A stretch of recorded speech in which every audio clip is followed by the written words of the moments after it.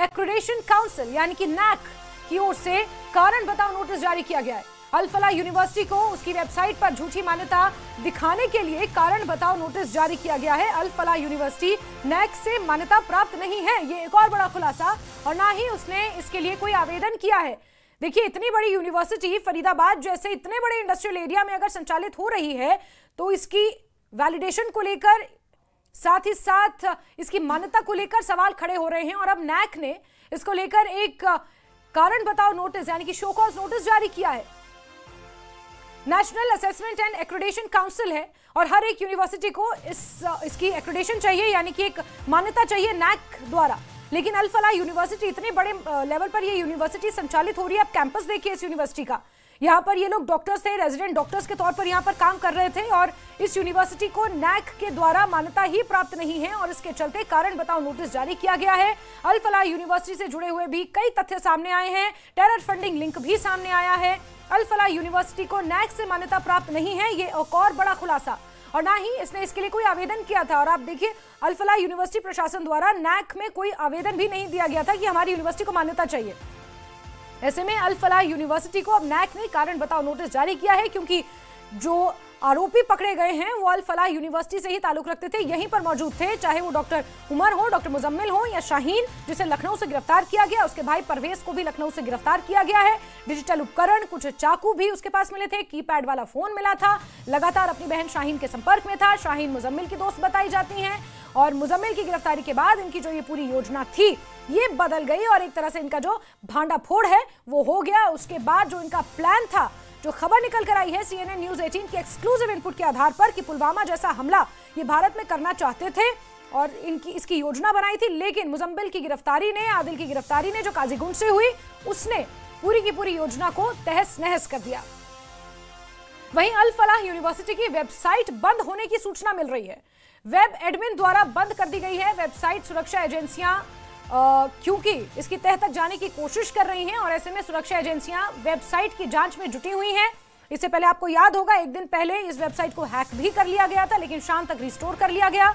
अब खबर यह है कि अल फलाह यूनिवर्सिटी की वेबसाइट बंद कर दी गई है, इसे शट डाउन कर दिया गया है। वेबसाइट एडमिन द्वारा बंद की गई है, ये जानकारी मिल रही है और अब इस वेबसाइट को सुरक्षा एजेंसियां खंगाल रही हैं, इसकी जांच में जुटी हुई हैं। कहां-कहां इसके लिंक हैं, कहां से जानकारियां इस पर अपलोड की जाती थी, क्योंकि एक यूनिवर्सिटी की वेबसाइट पर ही अमूमन अगर आपको किसी यूनिवर्सिटी के बारे में जानना है, एडमिशन प्रोसेस, वहां के एलुमनाई और ये तमाम चीजें अगर आपको जाननी है, तो आप यूजुअली क्या करते हैं कि एक यूनिवर्सिटी की वेबसाइट पर ही सबसे पहले जाते हैं। और अल फलाह यूनिवर्सिटी ने देखिए बड़ी चालाकी से अपनी वेबसाइट को ही बंद कर दिया। जब जांच बढ़ने लगी, अल फलाह यूनिवर्सिटी के डायरेक्टर, उसके चांसलर तक ये जांच पहुंची, तो अल फलाह यूनिवर्सिटी की वेबसाइट को ही बंद कर दिया गया। और खबर यह है कि वेब एडमिन द्वारा ही बंद की गई, यानी यूनिवर्सिटी एडमिनिस्ट्रेशन द्वारा ही इस वेबसाइट को बंद किया गया है और वेब एडमिन द्वारा इस वेबसाइट को बंद करने की जानकारी मिल रही है। सुरक्षा एजेंसियां वेबसाइट की जांच में अब जुटी हुई हैं, क्योंकि जाहिर सी बात है NIA के पास जांच है और NIA हर तह तक, हर पहलू से जांच करेगी, हर तह तक जाएगी। प्रधानमंत्री नरेंद्र मोदी ने भी यह स्पष्ट किया है। साथ ही साथ जो CCS की बैठक हुई है उसमें भी इस बात को स्पष्ट किया गया है कि जो भी दोषी होंगे उन्हें बख्शा नहीं जाएगा, चाहे वो सीमा पार बैठे आतंकी आका ही क्यों ना हो। और अल फलाह यूनिवर्सिटी की वेबसाइट से जुड़ी हुई खबर मिल रही है, जहां वेब एडमिन द्वारा वेबसाइट को बंद कर दिया गया है।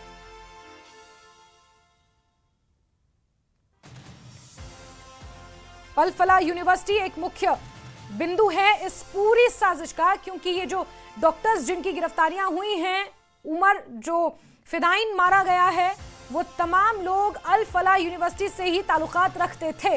डॉक्टर शाहीन भी यहाँ पर प्रैक्टिस करती थी और इसके अलावा डॉक्टर मुजम्मिल यहाँ पर प्रैक्टिसिंग फिजिशियन बताए जाते हैं।